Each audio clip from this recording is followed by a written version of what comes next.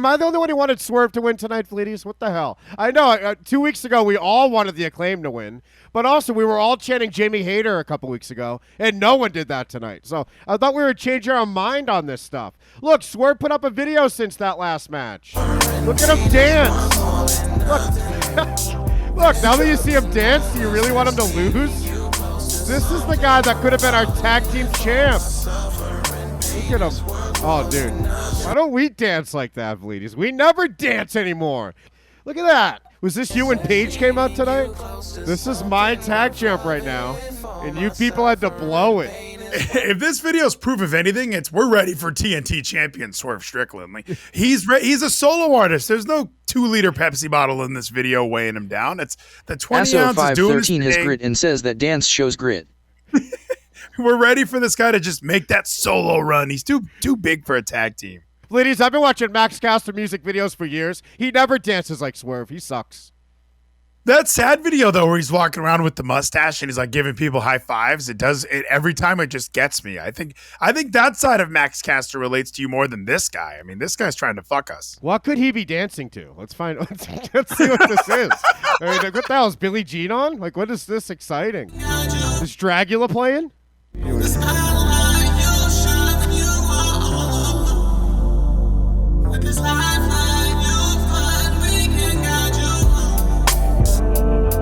Oh, yeah. Oh, when the drums hit, he loves that part. Watch Swerve's face when the drums hit. All of a sudden, the energy gets different. Oh, man. Oh. Just a little Mike Tyson snarl. Come on. Get this guy on hotboxing with Mike Tyson. Imagine how much he dances after getting high as fuck, after smoking a blunt. This is our champ right here. And he had the great Keith Lee with him. How dumb are we as fans? We thought we wanted Mox to win once upon a time. We thought we wanted the Acclaim to win once upon a time. Tony Khan's always a month behind. Now he's leaning so heavily into the Acclaim thing, like really heavily. You guys are going to love the Acclaim now. I'm behind. The machine is now behind the Acclaimed. And this video, this music video, I almost wish there was somebody in their car filming a video saying, what kind of powder was on the table, Swerve? Because we know that's what they were doing before this. What were we doing that night, Mike? What type of powder was on the table, Mike? Okay? Why were we running a train on Braun that night, Mike? Oh, hit the drums and snarl about it. It's in the shoulders, Vleeties. You draw guns on him in the middle, you know? Look at that. And now look, we have the shitty Acclaim, some fag team. And Billy Gunn, this could have been our chance for Billy Gunn to betray the Acclaimed like he needs to. Why would this guy betray his sons and then stay with this team? It makes no sense, and Billy Gunn is making me cringe. He's ruining the Acclaimed. I thought he was going to pull a Sonny tonight, if I could be honest. I thought he was going to just betray this team. I thought it was going to be, oh, I betrayed my sons, now I'm betraying you guys. I just go wherever I think I'm going to, like, that's where it's going to work. That's what Sonny did. Sonny did that to him when he was in the Smoking Guns. So I thought that was like the most obvious swerve, but it didn't happen. The Sister Me Daddy stuff is kind of, oh, well, we have an old guy with us. We'll call him Daddy Ass because his sons are the Ass Boys. But he is misplaced in this thing. Can't we just have the Acclaim? Can't they get a Malcolm Bivens? Can't they get a little guy to come follow them? Why does it got to be Billy Gunn? Dude, nobody likes them anymore. Look at this, these numbers. 3,000 views in 13 minutes. Does anyone care anymore? Let's get Keith Lee his belt back. Holy shit, this looked like Fight Forever the game right here for a second.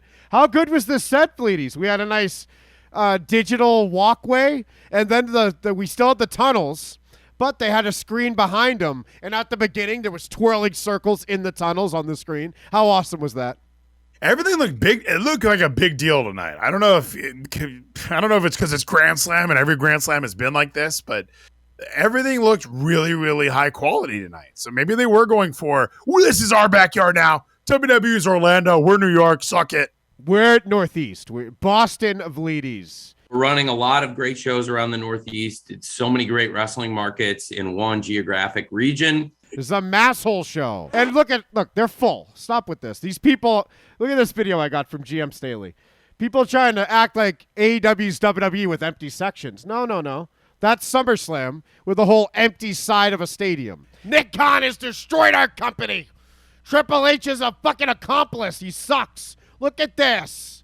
This is Arthur Ashe Stadium. Sure, it only holds 23,000, but it's a full stadium. Look at this video. He's blasted on cocaine, and here we go. The stadium is empty up here. Check this out, guys. That is not empty. I've seen empty with WWE. This is a sold-out, Look at that. There's people everywhere. allegedly a sold-out stadium. This is not what sold-out looks like. You got an upper deck that's almost empty. Almost empty, almost full. It looks almost full. 30 seconds. 30 seconds to start time. By the way, listen to the buzz in the room, and this guy is just not. I know that's exactly what I was thinking. I was like, that place sounds amazing, and you have to be the one douchebag that's like, empty rows, empty rows at the tippy top of the arena. Tyler Spida has grit and says he's mad he couldn't afford good seats. Well, and people probably have those tickets, but they're trying to sneak down or be in better seats anyway. Until somebody goes, "Oh, hey, actually, that's my seat, actually," and then they're all going to show up by the third match. They're social distancing. What the fuck? Sold out looks like. You got an upper deck that's almost Listen to what he says. 30 seconds. 30 seconds to start time. We're empty. Entire section's empty up here. That place is electric. Oh, we're empty. Look at this empty. It's full place. Everyone's freaking the fuck It's out. empty up here. So WWE can sell out Madison Square Garden, and these guys can't sell out a tennis court. By the way, Madison Square Garden holds 3,000 less people than this place. And it's in the middle of the city. Like, it's so easy just to get dumb, rich tourists to come in. Put your brand on the marquee, and Walker Buys will finish selling that place out for you. Arthur Ashe Stadium's in the middle of the fucking nowhere. It's like in the farmlands of New York, right? Yeah, well, it's also for tennis. Yeah, this is not. This isn't like, oh, downtown, I'm going to take the metro. Like, no, you're absolutely going to have to drive to get out to this place. But who's this guy? Like, why would you be that guy at the wrestling show? Like, when I went to Curtis Caldwell in Garland, and there was a whole section that was roped off. It wasn't like I was recording it like, this show sucks. I was like, wow, there's people here. Like, he should just An be enjoying AEW and JPW guy has grit and says no one wants nosebleed seats LMAO. Please, why was that guy even there? Good point. Yeah. Like, does he seem like he hates it? Why would he want to be at the best event ever?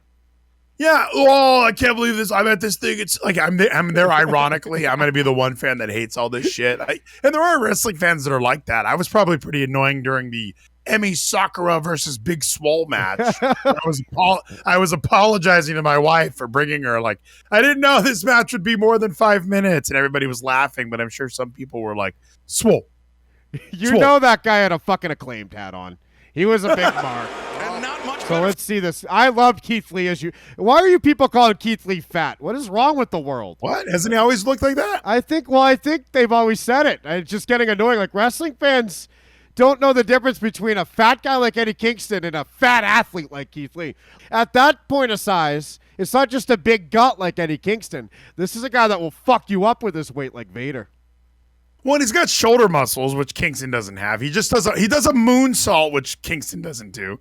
There's several advantages to a Keith Lee that I don't get from an Eddie Kingston. I get promo stuff from Eddie that people seem to like, but as soon as that damn bell has to ring, as soon as someone does a spinning back fist like John Cena, I'm not interested. How about the moment where Max Caster had an injured leg, like going for the finish, and it looked like they might lose? And then there were people on our Discord. It's not in this video, I don't think, or else I would just show it. It's a 7-minute video. How's it not in there? But there was a false finish, but it was so... Oh, here it is. It's right here. Yeah, I think it's right there because the camera doesn't show. Because does Swerve push him off, or does he just willingly jump off? It's a really awkward spot. It was so early in the match, I thought, God, I wish they had more time. It felt like it was going to be the end. And then this happened, and our Discord believed it. And why isn't my camera up during... there we go. I don't think the ref saw that either. Oh, yeah, because look, Keith Lee got hit by the boombox. Oh! Well, not even close, Swerve. Hit him next time. Hit him for real. They tricked us. Champs are in trouble. Keith Lee is really in trouble. That's a blockbuster, Logan Paul. Figure it out. A flipping neckbreaker. Caster. Came down. So I guess we're supposed to believe he hurt his leg in the liftoff, and he couldn't make it. Hurt his knee. Even though it's Bowens that has the injured knee. Go for that mic drop. You couldn't do it. You're right. So then people came into our Discord like, I can't believe Caster fucked that up. But no, that was obviously supposed to happen. He was playing injured for the rest of the match. How about this part, Vleeties? Oh my God. The power bomb? Power bomb. Fucking, that was a Pro River plunge. That was a Tyler Driver 98. That's got to be it. 2, 3, no! Listen to that crowd. Love it. You'll never hear that on Raw because Raw fucking sucks. And it sucked for about 20 years now. It's been shit since before WrestleMania 17. Oh, and then we have our big win. Look at this finish, Vleeties. Best finish ever. Billy Gunn get involved. Oh, wait, Bowens. When he should be betraying the Acclaim, though. Oh, wait, Famous are on the outside. Swerve taking the Famous on the outside. Like it's one of those... What was it? What would we set up? A pedigree where... a super kick. The sweet shit music into the pedigree. Like suddenly it doesn't hurt to get kicked. Yeah, you're still standing from the super kick somehow. Kick takes down Keith Lee. I guess you could just make it hurt less when you need to. The Arrival. That's not called The Arrival, is it? Down Keith Lee. Uh-oh. The Arrival. What? He has to do it. And the mic drop. Listen to that crowd. 1, 2, 3. We did it. Wow. I was the first guy to like them. The guy on the right has the best flow you ever heard. The guy on the left will fuck you up, won't he, Vleeties? And it's a party. I love it. We were always playing their raps from Dark. We're not Dark Pete. We don't watch Dark. We only watch Max Caster versus on Dark. Even when he would be solo out there without Bowens, we were watching his raps. We were excited to see where he was going to go and what he was going to do. And from the early days of AEW, this team had charisma where all the other teams had matching gear and they were tag teams. Like these guys have personality, and it is cool to see an organically grown AEW tag team reach these heights. Isn't it these great? Guys were never in NXT. They did it all right under our noses while FTR thought they were the best ever.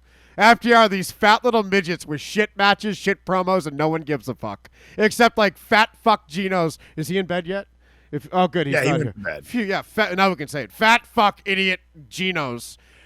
Neck beard, mouth breeders, as MJF calls Gino. These like 10 people in the world believed FTR was amazing, and they tweeted at FTR, so FTR believed it. And here we saw this team grow right while all that was happening, into getting pops FTR could never get. And even after this match, when we see FTR, it does oh wow, FTR is nowhere near as interesting as the Acclaimed. Even the Ass Boys look pretty charismatic in front of FTR. What an interesting dynamic wrestling has turned into where I was blinded. I like an FTR match. So they're walking around with all the belts like we're the best tag team in the world. It's like, well, you guys have good matches, but I would never say you're the best tag team in the world. Their stuff with the Briscoes was great. Spliff Swa has grit and says FTR means fat titty retards. Can they finally shut the fuck up, ladies, about thinking they were talking about all-time greatness. I mean, it's like no one... You're skipping a lot. You're not even close to that. Like the British Bulldogs are good. You're not good. Yeah. Like even just good teams are way better than you. So it's so disgusting how they thought they were so great. Can they now shut up about it? Well, how can you say we're some of the great? The era that they're in is so different, and it's not because when I'm thinking Legion of Doom or Road Warriors, these are guys that were able to territories and keep companies alive. I think wrestling would be just fine without FTR. We're not going to miss them if they were gone. I would have missed the Dudley Boys if they were never around. Oh the my Hardy God, Boys. the Dudleys, the Steiner brothers, and then FTR will just skip all the good teams and go, how about the Midnight Express and the Rock and Roll? They sucked. Southern teams sucked. They're shit. Even Arn Anderson sucked with Tully. All the teams they want to be weren't even good. But they're nowhere near as good as the Brainbusters even. Because we could say Four Horsemen are Brainbusters, but. Yeah, I think it's... The Rockers, Vleeties! Skip and Zip, the Smoking Guns! Camp Cornette. Northeast had the best tag teams. It's silly for them to think they're on that level at all. I know they got a lot of belts, but there's no way... And you said Rock and Roll and Midnight are nowhere near... I would argue they're not as good as those guys even, because again, these guys are surviving off of all these companies that... At least with Midnight or Rock and Roll, these guys were in the territory days of we're getting paid $100 to be a tag team. FTR's not worried about that kind of shit. The only thing they've ever done is rub their ass on a WWE ring. That was awesome. The hot sauce. That's the best thing they ever did. And then they come out and they win against indie teams Tony Khan wouldn't even sign. Like, we're officially the best ever. Wait till Jericho beats you 2-on-1 next week. Make it happen, TK. Our Ring of Honor champ needs to get over. Witness another AEW tag team title match between the Acclaimed and Swerve Dalton in Our Birch Glory. 123 has grit and says the Killer Bees are better than FTR. Thank you. I had a Killer Bees doll in the 80s. And I don't know what me and my brother did to it. I think we lit it on fire and melted it and shit. But before that, there was just permanent red on it because we drew blood on it with a marker. And it was like a permanent marker. This Bumblebee tag team guy with Bumblebee Malachi undies. Black has grit and says Shark Boy and Curry Man best tag team. Can I get a picture of this? This wasn't like one of the Jack specific dolls where you can move the arms and legs. This was like rubber. Like it was just in this position. And if you really bent it hard, you could move it a little bit. Let's see, WWF Bumblebee doll. And do you know if you had Jumpin' Jim Brunzell or B. Brian Blair? Or do you remember which Killer Bee you had? The Killer Bee, thank you. I call them the Bumblebees. I didn't even know who the team was at the time. I was a little kid, and I still don't know. I don't know. Oh, there it is! Holy shit, Vleeties! What the fuck? So I think it was this one. And that's the pose it was in. It couldn't have been this one. It was this one. So this fucking 1987 Vleeties. I'm a fucking real fan. We drew red all over. Yeah, we drew blood all over this, and it was down to his chest, and it never came off. And yeah, you couldn't move its arms or legs. What a shit fucking toy. What a shit team, and they're better than FTR. It looks like PCO now. That's a great PCO doll you had back in '86. So I'm excited that the Killer Bees have made it to our top tag team list finally. I'm a big Jumping Jim Brunzell fan. I love when tag teams have matching gear. So the Killer Bees are the perfect example. I'm not going to take any tag team seriously unless their gear is that. Okay, this guy had both. What a fucking psycho. Who the fuck would have both? You just buy this guy with the mustache. Why would we only have one? We're losers, huh? Who bought that? I was 1 year old. My brother was 6. I saw one Killer Bee. There's no way my brother asked for it. How did that one part of a tag team end up in our bedroom? I just remember it was the only wrestling doll we had. I would use it all the time. Right in front of me, the way that it should be the whole fucking show. Come on, it's time to go. It's Monday night again, I'm on my way to the whole fucking show. Come on, it's time to go. It's right in front of me, the way that it should be the whole fucking show. Look at Kino. Are you gonna go with the one you love? Or are you gonna go with the one who loves you? Someone's gonna cry, and they know they lost you. Someone's gonna thank the stars above. Get your wieners out.